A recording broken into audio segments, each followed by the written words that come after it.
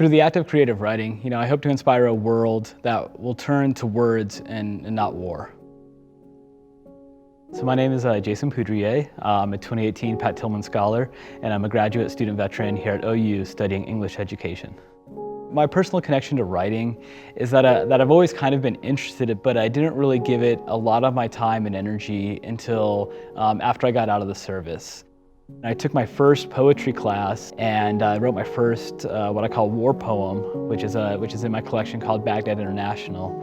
And I thought, okay, I've written about my experience, I've got my thoughts out there, and when I would get a poem and I would capture that intrusive memory or that idea, all of a sudden I would realize it was no longer intrusive. That now, anytime that those thoughts came, I could say, it's okay, I got it written down, I'm not going to forget it, I've got those ideas captured.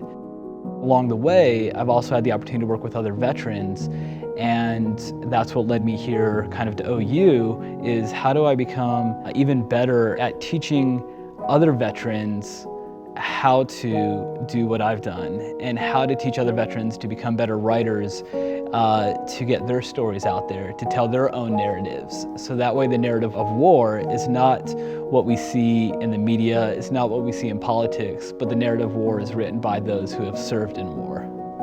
When I've worked with other veterans, sometimes the story that they want to tell is not their story about what they went through overseas, but how they met their spouse, or about a fun time fishing with an Army buddy.